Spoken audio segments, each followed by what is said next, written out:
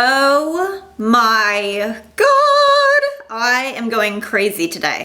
Okay guys, so originally I had planned to come on here today and upload my best of 2011 products. And then catastrophe struck, but my laptop is sitting back there and it has experienced the kiss of death. It's like the black plague of computers. It turns on, it will accept a charge, but there's no picture. Like the screen is just black. It's like the Black Death.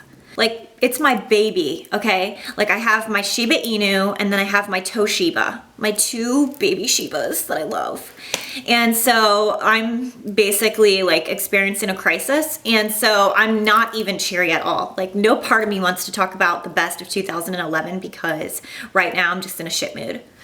So you guys are in luck that my computer is broken because I've decided to do my crap products. New year, new crap.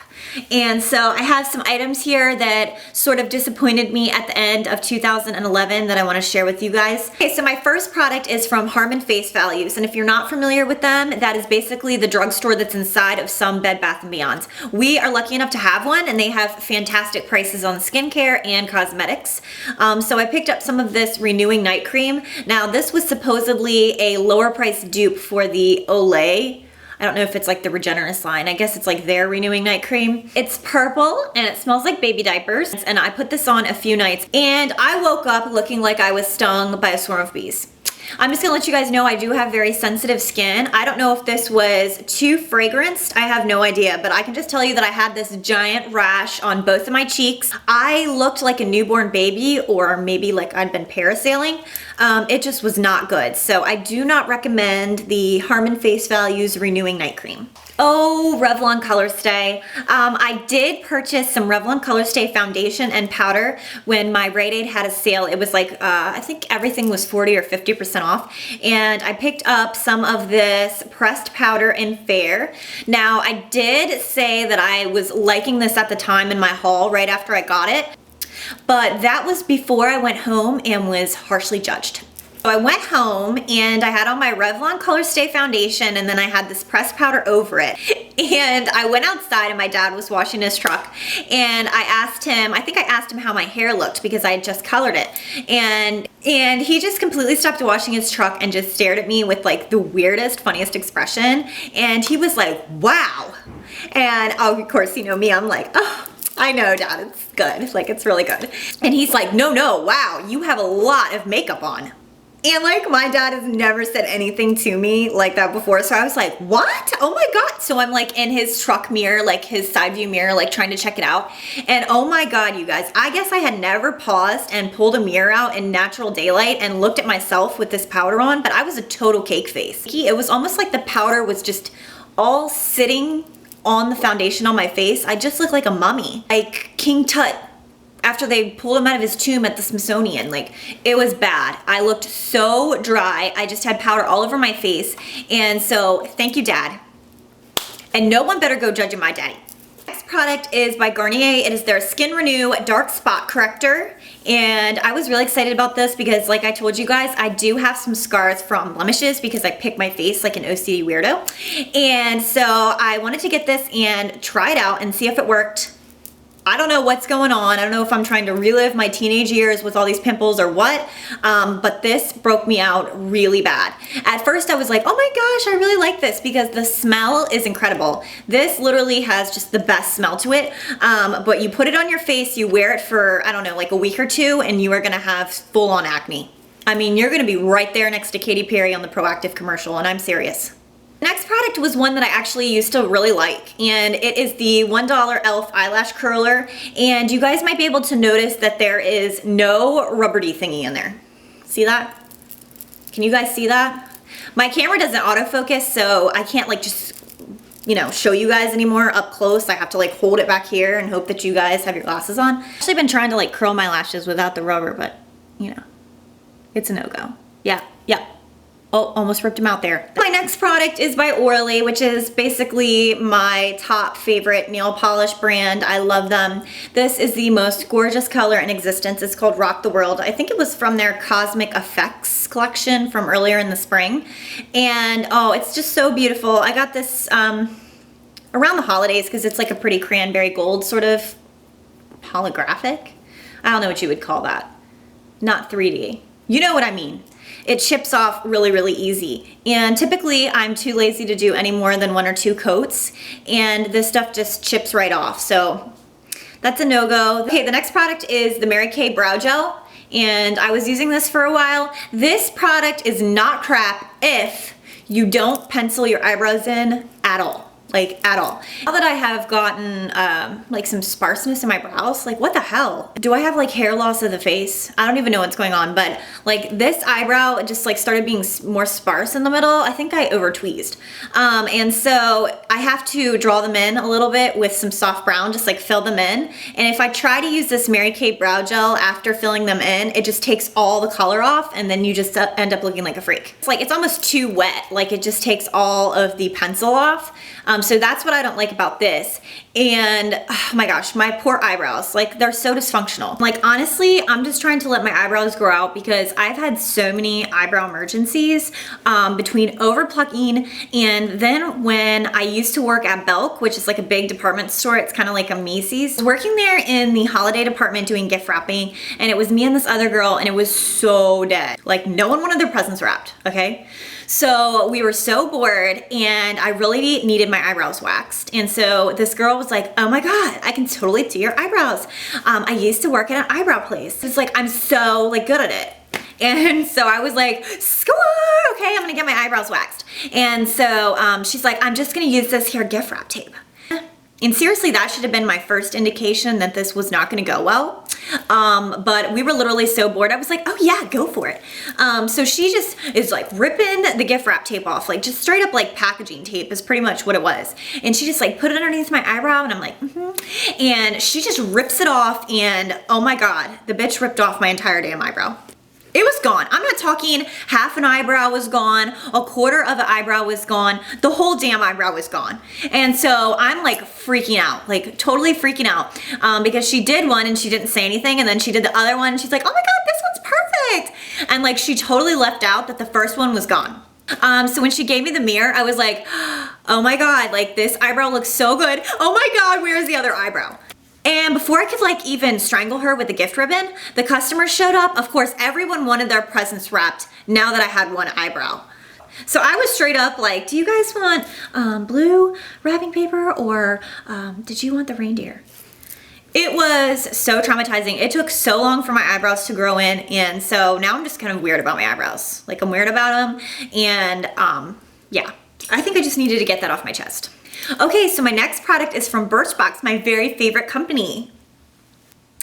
And this is the Blink mascara in black. And I tried this once. It was terrible. I mean, it was really terrible. And it's like one of those tubey mascaras where like the little tubes just come off. And I usually like those, except this was like tubes all over my life. There were tubes in my car. There were tubes in the floor. There were tubes on my sweater. There were tubes in the bathtub. I'm surprised there wasn't tubes in mine and my husband's dinner.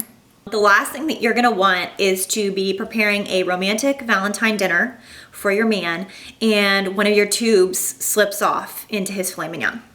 I'm just saying. Is the NYX Super Fat Eye Marker. And the reason that I don't like this is because it actually goes on pretty pigmented. Like it goes on nice, and I love that it's fat and chunky. You know I like chunky things. Oh yeah. And so it goes on great. It's almost like a Sharpie. And then throughout the day, it fades and you just end up with like this sort of light gray line. So if you don't want your eyeliner to fade, I do not recommend the NYX Super Fat Eye Marker. The next product is Maybelline's Define-A-Line. Oh my God. This product was actually recommended to me on YouTube, and it was such an epic fail because I was gonna use this to pencil in my eyebrows, and if it was too dark for that, which it was, I was just gonna use it as an eyeliner. But it definitely failed on both accounts. This is the Define-A-Line in brownish black. It's by Maybelline. And first I used it to do my eyebrows. I came out looking like RuPaul. Not a good look, not a good look. So then I decided to use it as an eyeliner, and it was just all over the place. Like, it was underneath my eyes, it was on top of my eyes, it was everywhere, all right? So if you don't wanna look like a crack whore, and you know how I feel about that, then don't purchase the Maybelline Define Line. Okay, so a couple lip glosses, and then I am done with makeup. The first lip gloss is by Smashbox, and it is in the color Pout. It's their lip enhancing gloss. Prettiest baby pink. To me, it just smells fishy. Like, oh, it makes me nauseous. Like, it literally makes, I'm very smell sensitive. And it just smells like a straight up just seafood market or like a whorehouse. This product is by Mary Kay. It's their liquid lip color, and this one's in Sherbet. Sherbet. Sherbet? Do they mean sherbet? It's just sherbet. Like, sherbet. Okay, I don't know what that's about. But anyways, this is a coral color. I don't even know why I'm swatching them for you, because obviously you don't want to see them, they're crap. This stuff is just like glue. I mean, it's really gross. Pigmentation is great, but I am just not interested in having a fly trap right here, okay? Especially in the summertime. I wore this to, oh my gosh, I guess it was like an outdoor cookout party. I think it might have been 4th of July actually. And it was just like all the bugs were drawn to my lips. It does have like almost like a fruity sort of smell. So, you know, like bugs love that. So they were just like drawn to my lips. Unless you want all kinds of bugs in your lips, I don't recommend it. Unless you have like a severe fruit fly problem, you could just sit there with this on like this and just let them come and land on your lips and then wipe them off. Okay, so moving on to random products. The first one is my oat heads. Yeah, that's right, my oat heads. And these are Berry Blast oat heads, instant oatmeal. I got these at Safeway. I was trying to be healthy. You guys know I'm on a healthy kick. I'm trying to be more rabbit-like. Yesterday, I enjoyed a delicious salad, hand trail mix. Who the hell am I kidding? I didn't enjoy it at all. I didn't. So back to the oat heads, they are so grainy. I mean really, really grainy. I did everything right. I poured it, I filled it, I cooked it, I followed the directions to a T in the microwave, and it was just bad. And it was so healthy, and it was so not sweet. Like, I only ate one of these, and I had to put like half a cup of sugar in it. No, I'm totally kidding, but they really were shitty. So the next two are Inu's crap products of the month. That's Kisu. I call her Inu because she's a Shiba Inu. We have like 80 nicknames for her. She comes to all of them. Kisu, Bisu, Binu, Inu, Weenu. Oh, hell no. This stuff gave her the worst leaky, drippy anal glands. If you don't know what anal glands are, then screw you, because you're so lucky. Because you have no idea what my life is like. Anal glands are basically like these two little glands inside of your dog's butthole. I know, it's like super appetizing. And they express them usually when they go to the bathroom. Number two, they will express their anal glands, and that sort of like marks their scent there. Like, so other dogs can sniff around and be like, oh, this is Kisu's dump, this is Cody's dump.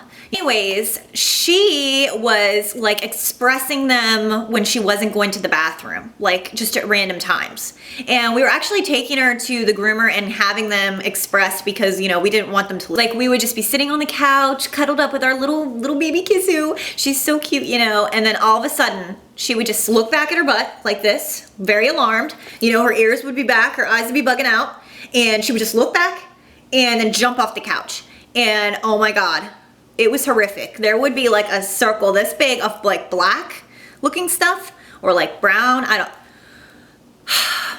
don't. You can smell it before it ever comes out of their butthole.